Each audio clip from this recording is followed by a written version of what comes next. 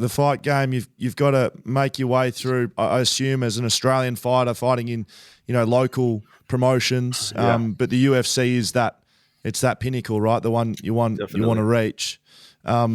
Is it true before your first fight you rang Dana White and you said, if anyone pulls out, I want in? Is that true? I didn't ring him. I didn't have his number, but I think I sent a message or something, or sent something to someone. I had written it in my diary that I was going to fight in November for the UFC. If like weird how it manifested, man. It was like exactly how I wrote it, and wow.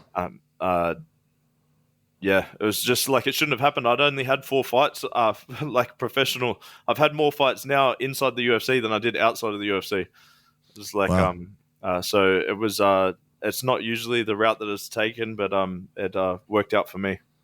So that first fight in the UFC, you were on a reserve list, and by the sounds of it, thanks to Dana White and a text message, Luke Rockhold pulls out. He does his ACL. You come in. You have a big win. 2018 is a big year for you. You sign a big deal with the UFC, a 6-fight deal, which is it's a huge deal. But shortly after, you're in a fight and you injure your knee, and then you miss a lot of time through that. What's that been like? What's that fight been like for you? Yeah, I'm sure you can understand playing yourself. If assuming you've had injuries, but it was like it's so much different than not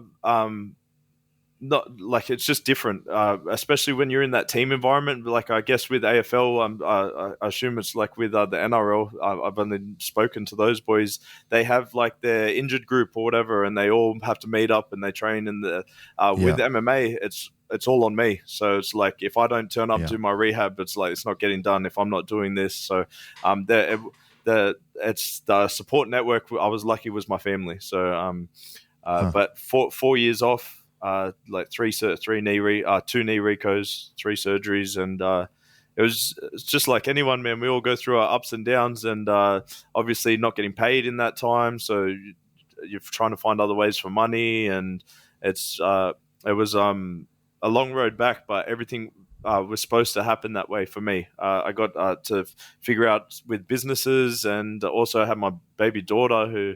That was a blessing. So, and now because of all of that, I think the mental aspect of the fight game, that like because I was able just to become a student of the fight game, like the mental side of it, in that time off, just learning how to be the best version of myself as well. So it was all meant to be, and it's made me a better fighter because of it. It's unreal, mate. That's people listening along to be able to do that for 4 years, let alone 1 year with an ACL, but to miss 4 years and have it on yourself, it's incredible. It's good to hear. Do you love fighting? Like, it sounds like it's in your blood. Yeah. Is it something you love? And if it is it? How does it feel to be doing it again? Yeah, for sure. And I'm getting tingles now thinking about it. It's like I think that's what the hardest thing about being off was like when you found what you love doing, and then that's taken away from you. It's hard to figure out who you are. It's like, I pretty much identify. I'm sure that like I've been thinking about this with some of my friends retiring from NRL and football, and you've identified yourself as that person for so long. It's like you've been that footballer. It's like sometimes it's hard to make that transition, and that was happening with fighting. I was that person that loved that thing, and it was taken away. So from my family and outsiders looking in, I was in my lowest spot, but I just knew I was going to get back there.